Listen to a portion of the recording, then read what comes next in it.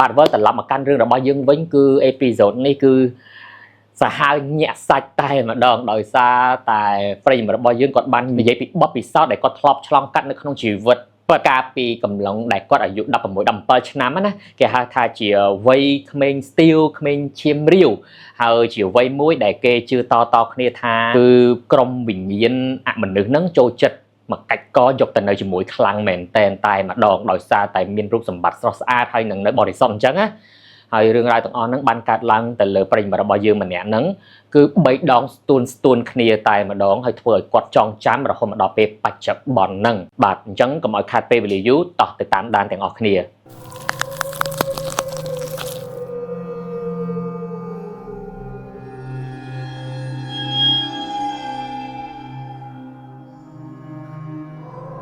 សួស្តីបងរតនានិងក្រុមការងារទាំងអស់គ្នាខ្ញុំឈ្មោះសុវណ្ណគឺជាប្រិយមិត្តអ្នកស្ដាប់របស់បងម្នាក់ដែរនៅក្នុងកម្មវិធី The Story Podcast គ្រប់អេពីសូតទាំងអស់តែម្ដងខ្ញុំមានរឿងរ៉ាវតាក់ទងទៅនឹងអមនុស្សមួយរឿងចង់និទានប្រាប់បងរឿងនេះគឺជារឿងដែលខ្ញុំបានជួបផ្ទាល់នៅក្នុងជីវិតពិតតែម្ដងកាលពីខ្ញុំមានអាយុប្រហែល16ទៅ17ឆ្នាំមកម្លេះបងអើយវាគឺជារឿងដែលរន្ធត់និងព្រឺព្រួយខ្លាំងបំផុតសម្រាប់ខ្ញុំព្រោះកាលនោះខ្ញុំជួបរឿងផ្ទុនគ្នាតែម្ដងដល់ទៅ3ដងឯណោះហើយវាក៏បានដក់ជាប់នៅក្នុងខួរក្បាលរបស់ខ្ញុំមិនអាចបំភ្លេចបានរហូតមកដល់ពេលបច្ចុប្បន្ននេះរឿងហេតុទី1បានកើតឡើងចំពោះខ្ញុំនៅពេលដែលខ្ញុំកំពុងតែរៀននៅថ្នាក់ទី10នៅក្នុងខេត្តសៀមរាបនៅកំឡុងឆ្នាំ2006អីហ្នឹងតែបច្ចុប្បន្នខ្ញុំបានរៀបការនិងបានផ្លាស់ប្ដូរមករស់នៅទីក្រុងភ្នំពេញតាមភរិយារបស់ខ្ញុំវិញហើយកាលនោះបន្ទាប់ពីប្រឡងជាប់មធ្យមសិក្សាបឋមភូមិគឺថ្នាក់ទី9ហ្នឹងណាថ្មីតែម្ដងខ្ញុំត្រូវផ្លាស់ប្ដូរសាលារៀនពីស្រុកស្វាយលើទៅស្រុកពួកវិញតែខ្ញុំសុំមិនបញ្ចេញឈ្មោះសាលាទេបងខ្លាចក្មេងៗចំនួនក្រោយហ្នឹងស្ដាប់ហើយខ្លាចពេលផ្លាស់ទៅរៀននៅសាលានៅឯស្រុកពួកហ្នឹងខ្ញុំក៏បានស្នាក់នៅក្នុងសាលានោះតែម្ដងដោយសារតែអ៊ំប្រុសបង្ការរបស់ខ្ញុំហ្នឹងគាត់គឺជាអ្នកយាមប្រចាំសាលាតែម្ដងហ៎បងដែលអ៊ំបានធ្វើជាកូនផ្ទះតូចមួយមាន2បន្ទប់សម្រាប់មនុស្ស2ទៅ3នាក់អាចរស់នៅបាននៅពេលដែលទៅដល់ថ្ងៃដំបូងអ៊ំរបស់ខ្ញុំឈ្មោះអ៊ំថងគាត់បានប្រគល់តួនាទីមួយមកឲ្យខ្ញុំធ្វើជាប្រចាំតែម្ដងនោះគឺជាអ្នកដើរបិទបើកភ្លើងតាមបន្ទប់អគារសាលារៀននីមួយៗចាប់ពីម៉ោង6ល្ងាចតទៅជារៀងរាល់ថ្ងៃអ៊ំថងគាត់ចិត្តល្អទេតែគាត់កាច់ណាស់គាត់និយាយប្រាប់ខ្ញុំថាanh nói hẹn cái nên nằng đời xa tại mà hẹn kia anh thế na thôi khốn ôi lọ với còn ôi miền đường ấy nào mà anh chưa mà sao mình chẳng thế anh mình chôn hẹn ở tại mà hẹn với nhau tích thật hẳn bàn đến số với ខ្ញុំដឹងថាតាមពិតទៅអ៊ំថងគាត់ក៏ស្រឡាញ់ខ្ញុំដែរតែគាត់មិនចង់សម្ដីផ្អែមដាក់ខ្ញុំក៏ឆ្លើយបែបឌឺដងទៅវិញថាបាទអ៊ំចាំតែមើលទៅថាខ្ញុំជាក្មេងល្អប៉ុណ្ណាថ្ងៃដំបូងខ្ញុំក៏ទៅរៀនធម្មតាបន្ទាប់ពីចេញពីរៀនណាខ្ញុំក៏បានដើរបិទភ្លើងតាមអគារសាលារៀនដោយបាននាំប្អូនប្រុសជីដូនមួយរបស់ខ្ញុំដែលជាកូនអ៊ំថងហ្នឹងទៅជាមួយផងវាមានអាយុ7ឆ្នាំដើម្បីបានជាគ្នាព្រោះកាលហ្នឹងបើទោះបីជាខ្ញុំនៅស្ទៀវបន្តិចមែនប៉ុន្តែអារឿងខ្លាចខ្មោចខ្ញុំក៏ខ្លាចដែរអ៊ំថងគាត់បានស្រែកជេរខ្ញុំខ្លាំងៗថាអញប្រាតិចទុចសោះក៏ចាំបាច់នាំគ្នាទៅរវល់អីអានេះវយខ្ញុំក៏តបវិញថាអូមកគ្នាច្រើនបានការងារឆាប់ហើយម្យ៉ាងខ្ញុំខ្លាចខ្មោចលងបានអាអូនទៅជាមួយខ្ញុំទើបកក់ក្ដៅបន្តិចនិយាយតែប៉ុណ្ណេះអ៊ំថងមិនដឹងជាយ៉ាងម៉េចទេគាត់ក៏មិនតបឈរសម្លឹងមើលមុខខ្ញុំថ្មឹងខ្ញុំបានឱកាសក៏អូសដៃប្អូនប្រុសជីដូនមួយនឹងចេញទៅតែម្ដងថ្ងៃនោះនៅពេលដែលកំពុងតែដើរបើកភ្លើងតាមអគារពីអគារមួយទៅអគារមួយរហូតជិតទៅដល់អគារទី5ដែលនៅក្បែរដងទង់ជាតិមិនដឹងជាយ៉ាងម៉េចទេនៅសុកមេឃក៏ចុះត្រជាក់ខុសធម្មតាគឺថាត្រជាក់បែបចម្លែកឡើងព្រឺសម្បុរគីង្គក់តែម្ដងហើយភ្នែកខ្ញុំចេះតែក្រវាសចុះក្រវាសឡើងស្រាប់តែប្រទះឃើញមនុស្សប្រុសចាស់ម្នាក់ពាក់អាវពណ៌សខោពណ៌សហើយមានសក់ពណ៌សរាងវែងបន្តិចខ្ញុំមើលពីចម្ងាយទៅគេកំពុងតែឈរនៅពីមុខអគារនោះតែម្ដង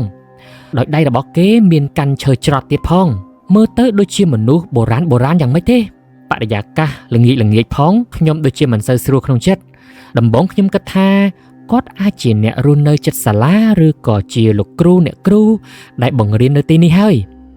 តែខ្ញុំមិនបានចាប់អារម្មណ៍អ្វីច្រើនទេ ហើយខ្ញុំក៏បែរខ្នងត្រឡប់ក្រោយបំណងដើរតម្រង់ទៅកន្លែងសម្រាកវិញប៉ុន្តែភ្លាមនោះស្រាប់តែមានខ្យល់បក់មកមួយវឹបបក់កាត់ខ្នងខ្ញុំឡើងត្រជាក់ស្រេបធ្វើឲ្យខ្ញុំងាកបែរទៅខាងក្រោយវិញហើយរូបភាពដែលខ្ញុំបានឃើញនោះគឺបែរទៅជាមនុស្សប្រុសមេធំដៀងម្នាក់មុខអាក្រក់ខ្លាំងមែនតើហ្មងស្លៀកខបិនពណ៌ខ្មៅខ្លួនខ្មៅអត់មានអាវហើយនៅពេលដែលខ្ញុំសម្លឹងមើលទៅខាងក្រោមគេអត់មានជើងនោះទេគេឈរសម្លក់ខ្ញុំពីចម្ងាយ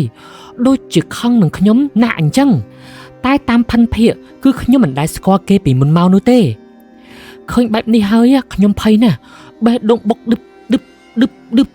ខ្ញុំអត់គិតអីច្រើនទេក៏ប្រញាប់អូសដៃអាប្អូនខ្ញុំរត់យ៉ាងលឿនស្លែវលែងងាកក្រោយតែម្ដងទៅដល់កន្លែងសម្រាកវិញយ៉ាងត្រហេបត្រហប់ខ្ញុំក៏បានសួរប្អូនប្រុសខ្ញុំថាមិញហើយមានឃើញអីអត់វាក៏ឆ្លើយថាឃើញអីអត់ឃើញអីផងអញ្ចឹងមានន័យថាខ្ញុំពិតជាត្រូវខ្មិចលងតែឯងហើយបន្តិចក្រោយមកអ៊ំថងក៏ដើរមកសួរថាហើយថៃឯងបានជាដឹកណៃប្អូនរត់លឿនម៉េចខ្ញុំក៏តបវិញថាគ្មានអីទេអ៊ំខ្ញុំរត់ដេញគ្នាលេងតើពេលនោះខ្ញុំមិនបាននិយាយរឿងនេះប្រាប់អ៊ំថងទេ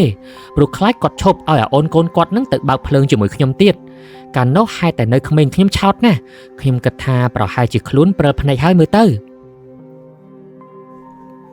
ព្រឹកស្អែកឡើងខ្ញុំក៏បានដើរទៅថ្នាក់រៀនដោយបានឆ្លងកាត់អាគារដែលខ្ញុំបានបិទភ្លើងកាលពីល្ងាចម្សិលមិញនឹងឯងខ្ញុំបានគិតទៅដល់ហេតុការណ៍ម្សិលមិញដែលបានជួបថានោះគឺជាអ្វីតើជាខ្មោចមែនទេ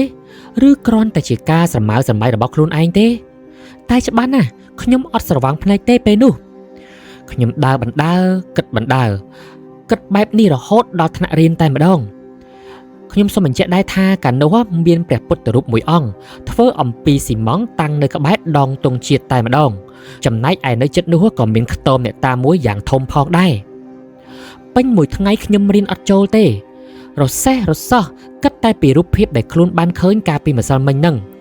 ទ្រាំលេងបានពេលចេញពីរៀនណាដោយសារតែមានចម្ងល់រឿងខ្ទមអ្នកតាផងរឿងដែលខ្ញុំបានជួបកាលពីម្សិលមិញផងខ្ញុំក៏បានយករឿងទាំងអស់ហ្នឹងទៅសួរអ៊ំថងត្រង់តែម្ដងនៅពេលនោះអ៊ំថងឮហើយគាត់ភាំងមួយសន្ទុះរួចគាត់ក៏ប្រាប់ថាខ្ទមនេះគឺជាខ្ទមអ្នកតាម្ចាស់ទឹកម្ចាស់ដីដែលលោកនៅថៃរក្សានៅសាលារៀននេះដោយមានដំណើរថាគេគឺជាម្ចាស់ដីនៅទីនេះហើយបានបរិច្ចាគដីធ្វើជាសាលារៀនដើម្បីឲ្យក្មេងៗចំនួនក្រោយបានរៀនសូត្រមានចំណេះដឹងទូលំទូលាយហើយអ្វីបានជានៅសុកមកសួរបែបនេះមានអីកើតឡើងមែនខ្ញុំអេអុញមិនហ៊ានប្រាប់គាត់ទេដំបូងតែដោយគាត់ចេះតែសួរដេញដោលពេកខ្ញុំក៏រៀបរាប់ប្រាប់រឿងដែលខ្ញុំបានជួបកាលពីម្សិលមិញទាំងអស់តែម្ដងស្ដាប់ចប់អ៊ំថងក៏និយាយថាអូមិនអីទេប្រហែលជាលោកតាម្ចាស់ទឹកម្ចាស់ដីនឹងគាត់មកមើលថាតើអ្នកណាមកធ្វើអីថ្មនេះមិនទាន់ត្រឡប់ទៅផ្ទះវិញហ្នឹងវាមិនអីទេក្មួយអ៊ំមកនៅទីនេះជាង10ឆ្នាំទៅហើយមិនដែលឃើញអីទេក្មួយសំណាងឲ្យតែបានឃើញទេគេមិនធ្វើអីយើងទេគេគ្រាន់តែមកតាមថែរក្សាយើងតែប៉ុណ្ណោះមិនចាំបាច់ខ្លាចទេបានដឹងដូច្នេះខ្ញុំមិនមាត់ទេតែនៅក្នុងចិត្តចេះតែគិតថាប្រសិនបើជាម្ចាស់ទឹកម្ចាស់ដីមែនហេតុអ្វីបានជាមិនដូចពាក្យគេនិយាយតគ្នាអញ្ចឹងថាម្ចាស់ទឹកម្ចាស់ដីមានរាងកាយមានពន្លឺចាំងជះប៉ុន្តែអ្វីដែលខ្ញុំបានជួបគឺគួរឲ្យខ្លាចទៅវិញប្រសិនជាម្ចាស់ទឹកម្ចាស់ដីមែនគាត់គឺជាអ្នកតាមថែរក្សាគេប្រហែលជាមិនគួរឲ្យខ្លាចអញ្ចឹងទេខ្ញុំក៏បានសួរទៅអ៊ំថងទៀតថា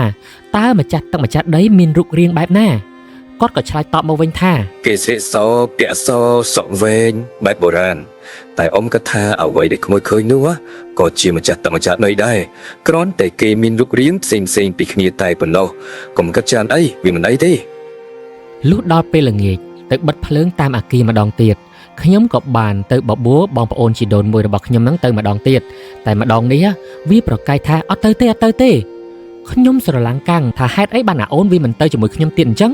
ដោយមិនអាចបង្ខំវាបានខ្ញុំក៏បង្ខំចិត្តទៅបើកភ្លើងអាគារសាលាតែម្នាក់ឯងទៀតហើយដើរបើកភ្លើងតាមអាគារនីមួយៗរហូតដល់អាគារទី5ដែលជាអាគារចុងក្រោយគេ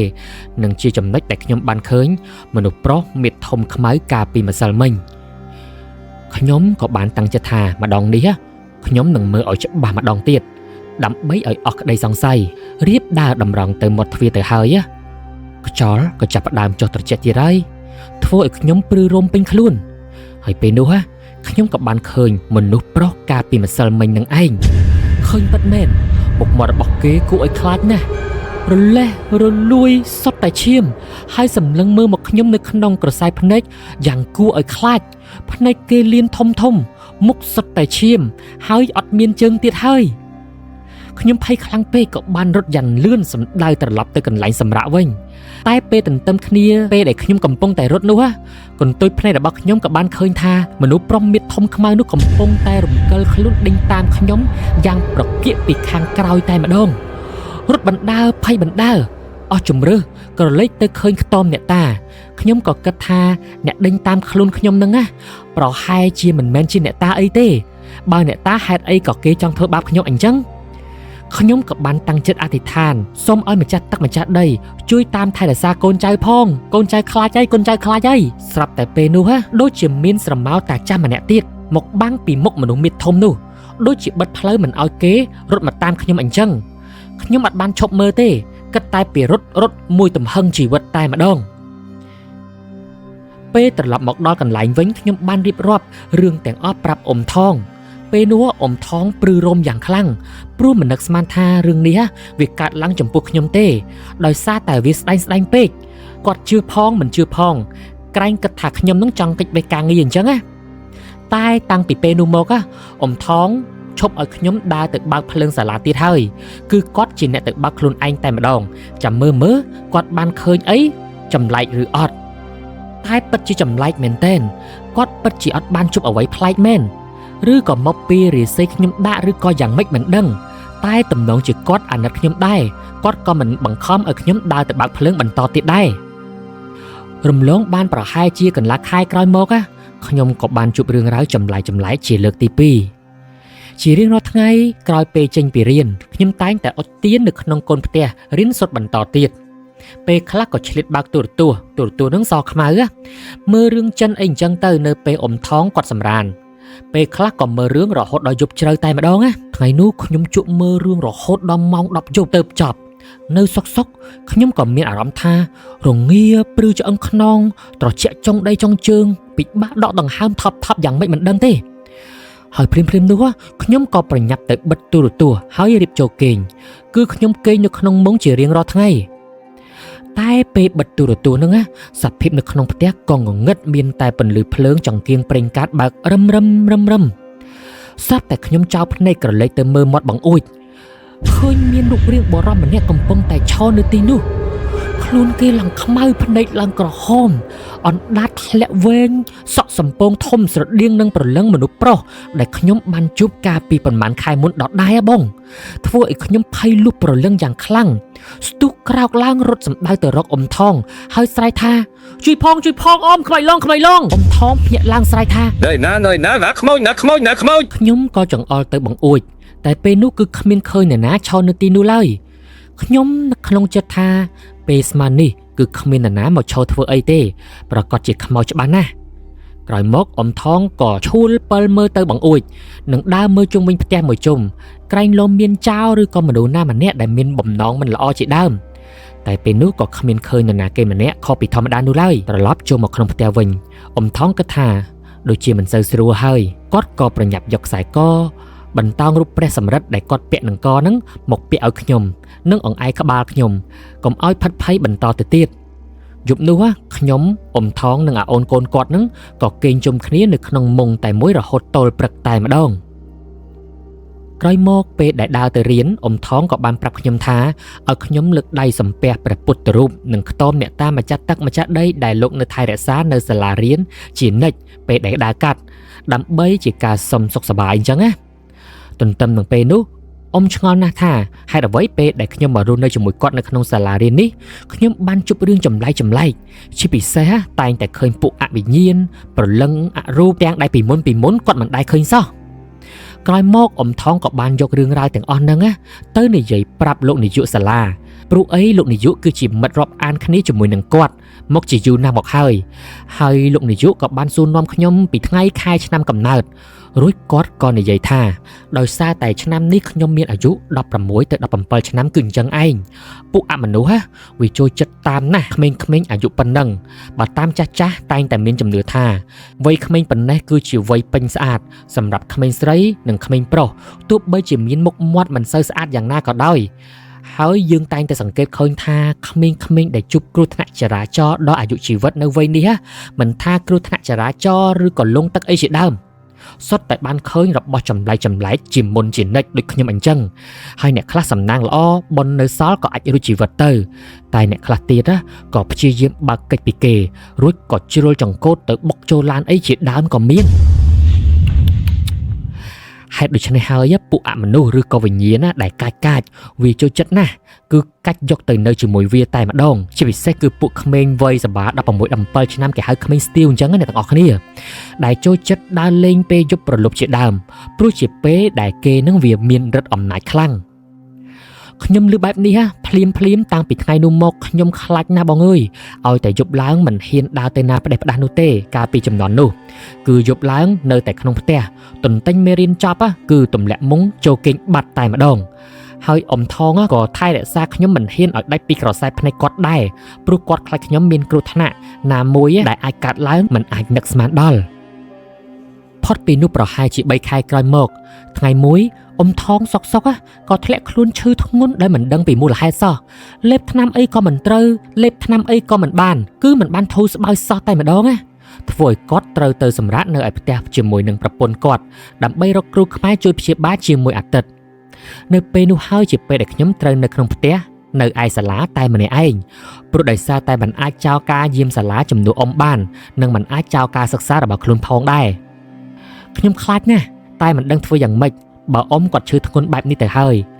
ខ្ញុំចាំច្បាស់ថានៅប្រលប់ថ្ងៃមួយនោះពេលដែលនៅផ្ទះតែម្នាក់ឯងខ្ញុំបានរៀបចំធ្វើម្ហូបហើយបើកទូរទស្សន៍ចោលដើម្បីកុំឲ្យស្ងាត់កំពុងតែធ្វើម្ហូបស្រាប់តែខ្ញុំបានឮសូរសំឡេងមនុស្សស្រីដែលស្រែកហៅខ្ញុំពីក្រោយខ្នងហេអាវ៉ាន់ពេលនោះខ្ញុំប្រឹងផ្ទៀងត្រចៀកស្ដាប់ថាសំឡេងនោះមកពីណាហើយខ្ញុំក៏ដើរទៅបិទទូរទស្សន៍ហើយខំប្រឹងផ្ទៀងស្ដាប់សំឡេងនោះម្ដងទៀតព្រោះសំឡេងនោះឮខ្សោយល្វើយមិនដឹងជាសំឡេងអ្វីឲ្យប៉ិតប្រាកដនោះទេខ្ញុំក៏ទៅធ្វើម្ហូបបន្តទៀតកំពុងតែធ្វើម្ហូបសុកខ្ញុំក៏បានឮសំឡេងនោះស្រែកហៅម្ដងទៀតតែម្ដងនេះខ្ញុំឮយ៉ាងច្បាស់តែម្ដងអាវ៉ាន់ស្ដាប់យូរទៅដឹងថាគេហៅឈ្មោះខ្ញុំហើយជាសំឡេងមនុស្សស្រីហៅថាអាវ៉ាន់ជាច្រើនសារទីបំផុតដោយទ្រាំមិនបានខ្ញុំក៏បានឆ្លើយថាអ្នកណាគេមកហៅខ្ញុំធ្វើអីហៅអីក៏ហៅម្លេះខ្ញុំនិយាយទាំងមួម៉ៅនិងងាកទៅខាងក្រោយតែគ្មានឃើញស្រមោលអ្នកណាម្នាក់នៅក្បែរខ្លួនខ្ញុំឡើយភ្លាមនោះខ្ញុំក៏នឹកនៅក្នុងចិត្តព្រោះមុនពេលដែលអ៊ំថងចេញទៅគាត់បានផ្ដាំខ្ញុំថាពេលនៅម្នាក់ឯងបើឯងបានឮសំឡេងនរណាគេម្នាក់ស្រែកហៅត្រូវស្ដាប់ឲ្យប្រកាសនៅក្នុងចិត្តថាជាសំឡេងរបស់អ្នកណាសិនរួចចាំយើងឆ្លើយតបតាមក្រោយបើសិនជាមិនទាន់ច្បាស់ថាអ្នកណាហៅទេកុំឆ្លើយឲ្យសោះវើយកុំចេះតែឆ្លើយអីផ្ដេសផ្ដាស់នឹកដល់សម្ដីនេះខ្ញុំភ្ញាក់ខ្លួនឲ្យព្រឺតមួយរំពេចនោះឆ្កែក៏ចាប់ផ្ដើមលូយ៉ាងត្រហឹងអើងកងចាប់តាំងពីខ្លោងទ្វារសាលារហូតមកដល់ផ្ទះខ្ញុំតែម្ដងគឺជាកន្លែងដែលខ្ញុំសម្រាកប្លែកណាស់រាល់ថ្ងៃមានតែឆ្កែពី3ក្បាលតែប៉ុណ្ណោះនៅក្នុងបរិវេណសាលាតែថ្ងៃនេះមិនដឹងជាឆ្កែមកពីណាច្រើនអីក៏ច្រើនយ៉ាងនេះខ្ញុំចាប់ផ្ដើមមានអារម្មណ៍ថាមិនសូវស្រួលហើយក៏ប្រញាប់ដួសបាយម្ហូបហូបឲ្យរួចនិងទៅងូតទឹកមុនពេលចូលគេងទាំងខ្លួននឹងញ័រប្រប្រាប់នៅពេលដែលខ្ញុំកំពុងតែគេង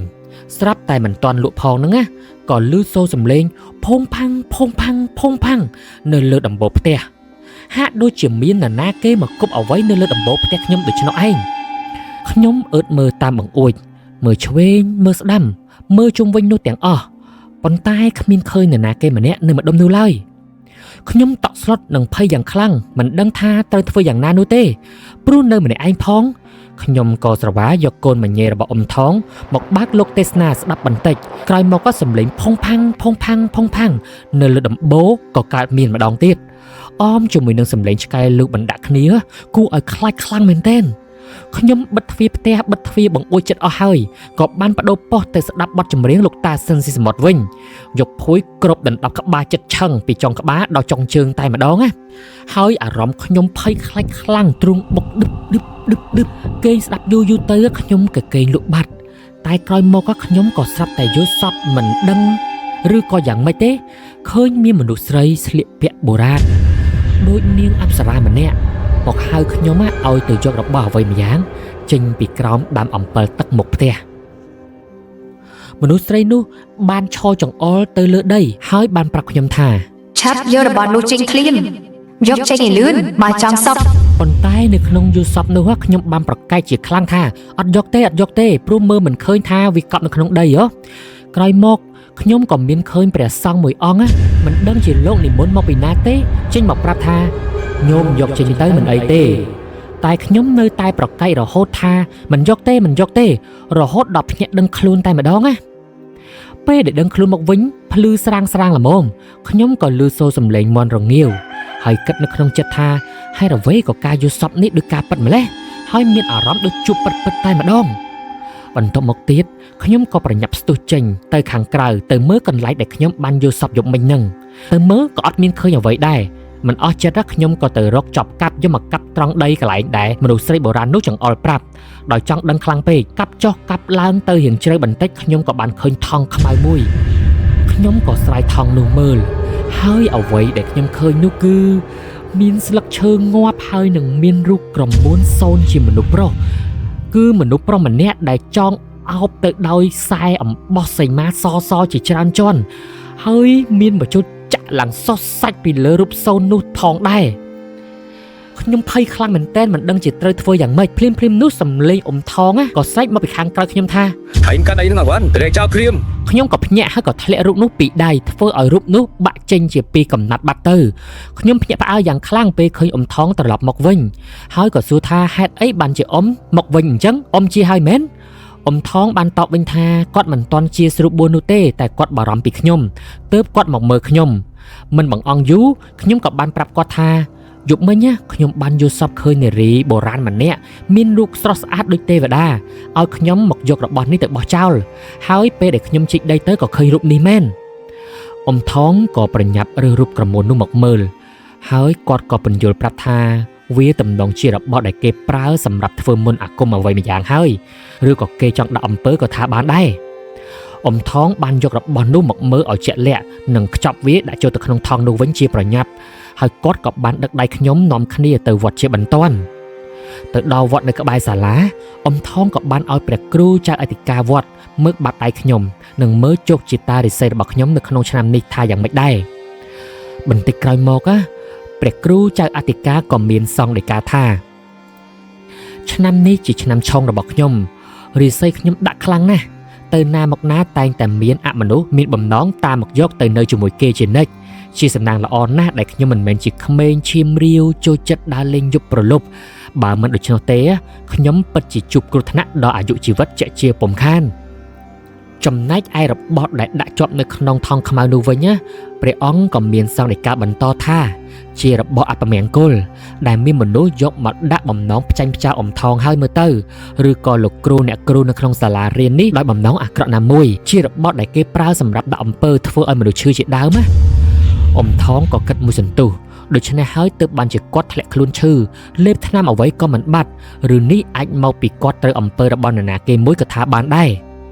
មកដល់ត្រឹមនេះអ៊ំថងក៏បានប្រាប់ព្រះគ្រូចៅអធិការថាកាលពីប្រហែលខែមុនគាត់ធ្លាប់មានទំនាស់តោះសម្ដីគ្នាម្ដងដែរជាមួយនឹងសន្តិសុខយាមសាលាចាស់ធ្វើឲ្យសន្តិសុខចាស់នោះមានការខឹងសម្បាហើយក៏ប្រហែលជាសន្តិសុខសាលាចាស់នោះហើយដែលជាអ្នកធ្វើអំពើដាក់ឲ្យគាត់ឈឺដូច្នេះព្រោះនៅពេលឆ្លោះគ្នានោះធ្វើឲ្យគេបាត់បង់ការងារអញ្ចឹងណាតែនេះសុទ្ធតែជាការប៉ាន់ស្មានរបស់អ៊ំថងតែប៉ុណ្ណោះយើងគ្មានផតតាំងណាមួយទៅចាប់កំហុសគេឡើយក្រោយមកទៀតព្រះចៅអធិការវត្តក៏បានឲ្យអ៊ំថងយកថង់ខ្មៅនោះទៅកប់ចោលហើយខិតខំធ្វើបុណ្យសាងកុសលឧទ្ទិសទៅដល់ម្ចាស់កម្មពៀផងអមជាមួយនឹងការព្យាបាលតាមវិទ្យាសាស្ត្រខ្លះនោះជំងឺនឹងជាសះស្បើយជាពុំខានចំណែកឯខ្ញុំវិញព្រះគ្រូចៅអធិការក៏បានចងខ្សែអំបោះក្រហមមួយជាប់នៅនឹងដៃហើយនឹងស្រោចទឹកបណ្ដេញគ្រោះចង្រៃចេញតាមជំនឿទៅ សរុបមកវិញនេះគឺជារឿងដែលខ្ញុំបានជួបផ្ទាល់និងចងចាំមិនភ្លេចទេតាំងពីសម័យរៀនរហូតមកដល់ពេលបច្ចុប្បន្ននេះបើទោះបីជាខ្ញុំបានរៀនចប់ពីសាលារៀននោះអស់មកជាច្រើនឆ្នាំទៅហើយក៏ដោយត្រឡប់មកគិតគ្នាជាមួយអ៊ំថងវិញខ្ញុំគិតថាប្រលឹងមនុស្សប្រុសមេធំខ្មៅម្នាក់នោះច្បាស់ជាគ្រូមុនអាគមណាមួយបញ្ជាមកដើម្បីមកធ្វើបាបអ៊ំថងហើយតែចែកដនអីខ្ញុំនៅជាមួយគាត់ក៏រងគ្រោះទៅតាមនឹងដែរទៅព្រោះជាឆ្នាំគត់របស់ខ្ញុំចំណែកឯតាចាស់ម្នាក់ដែលមកជួយខ្ញុំគិតថាប្រហែលជាគាត់នឹងជាម្ចាស់ទឹកម្ចាស់ដីដែលគាត់មើលថែរក្សានៅសាលារៀននោះដោយអ៊ំថងប្រាប់អញ្ចឹងរីឯរឿងចុងក្រោយវិញខ្ញុំគិតថាប្រហែលជាប្រលឹងជំនាញផ្ទះឬក៏ជំនាញសាលាហើយដែលមកបញ្យល់សពខ្ញុំឲ្យទៅយករបស់នោះចេញពីក្នុងដីមកផ្ទះស្របពេលនោះអ៊ំថងក៏ប្រាប់ថាមូលហេតុដែលគាត់វិលត្រឡប់មកវិញនោះដោយសារតែប្រពន្ធគាត់បានយល់សពឃើញជំនាញផ្ទះមកបញ្យល់សពគាត់ដែរថាខ្ញុំអាចនឹងមានគ្រោះថ្នាក់ដល់ជីវិតប្រសិនបើនៅម្នាក់ឯងគឺត្រូវឲ្យអ៊ំថងប្រញាប់មកមើលថែទាំខ្ញុំវិញឲ្យលឿនតែអ្នកទាំងអស់គ្នាជឿទេថាបើទោះបីជាមាននរណាគេម្នាក់ដាក់អំពើមកលើយើងក៏ដោយបើសិនជាយើងជាមនុស្សមានបុណ្យខ្ពស់ឬប្រសិនបើយើងខំធ្វើបុណ្យនោះរបស់មិនល្អទាំងឡាយក៏មិនអាចមកយាយីយើងបានឡើយដោយពាក្យពុកម៉ែខ្ញុំតែងតែប្រដៅជានិច្ចថាប្រសិនបើយើងមានចិត្តល្អបុណ្យកុសលល្អនោះនឹងជួយយើងឲ្យជួបតែសេចក្តីសុខដូច្នេះហើយសូមអ្នកទាំងអស់គ្នាកសាងអំពើល្អឲ្យបានច្រើនតាមតែអាចធ្វើបានព្រោះបុណ្យហើយនឹងបាបមិនដែលភ្លេចម្ចាស់ឡើយជាចុងក្រោយខ្ញុំសូមអរគុណបងរតនានិងក្រុមការងារដែលបានអានសាច់រឿងរបស់ខ្ញុំរហូតដល់ចប់អរគុណខ្លាំងមែនទែនសូមជម្រាបលាបាទអញ្ចឹងទេសម្រាប់ហេតុការណ៍ទី1ដែលបងអូនបានជួបប្រទេសខ្ញុំជឿជាក់ថាពេលខ្លះក៏យើងបែងចែកអត់ត្រូវដែរថាតើនឹងគឺជាម្ចាស់ទឹកម្ចាស់ដីឬក៏ជាអ្វីផ្សេងអញ្ចឹងបងប្អូនទើបគេតែងតែណែនាំថានៅពេលដែលយើងជិះធ្វើដំណើរតាមផ្លូវទៅណាក៏ដោយនៅពេលដែលឃើញខ្ទមដែលគេទុកចោលមានអុជធូបអុជទៀនអីអញ្ចឹងណាមិនចេះតែយើងលើកដៃចាពះគោរពបួងសួងនោះទេព្រោះពេលខ្លះវាជាខ្ទមអ្នកតាប្រកាសតែពេលខ្លះទៀតវាគឺជាខ្ទមព្រាយកតងខៀវខ្ទមដែលគេទុកចោលសម្រាប់ចិញ្ចឹមខ្មោចព្រាយបិសាចអីអញ្ចឹងទៅដូច្នេះសូមឲ្យប្រយ័ត្នប្រយែងកន្លែងហ្នឹងហើយសម្រាប់ហេតុការណ៍ទី2ខ្ញុំគិតថាពេលខ្លះវាអាចតជាប់ជាមួយនឹងជោគជាតារិស័យរបស់គាត់ដែលតពីរឿងទី1ហ្នឹងមកដោយសារតែក្រែងលោភមាននរណាគេម្នាក់ដែលខឹងសម្បាជាមួយនឹងអ៊ំថងអញ្ចឹងណាហើយក៏ធ្វើអីមួយបញ្ជូននរណាគេមួយបញ្ជូនបលឹងអីមួយដែលមកតាមយាយីគាត់ទៅដល់ផ្ទះគាត់ចែកដនអីអ៊ំថងអត់បានឃើញបែរជាគាត់បានឃើញវិញអញ្ចឹងណាហើយសម្រាប់ហេតុការណ៍ទី3 yes ខ្ញុំស្ទើរតែមិនគួរឲ្យជឿទេថាសម័យហ្នឹងគឺនៅមានរឿងធ្វើអំពើអូមអាបដាក់គ្នាអញ្ចឹងណាខ្ញុំធ្លាប់និយាយពីរឿងរ៉ាវការធ្វើអំពើ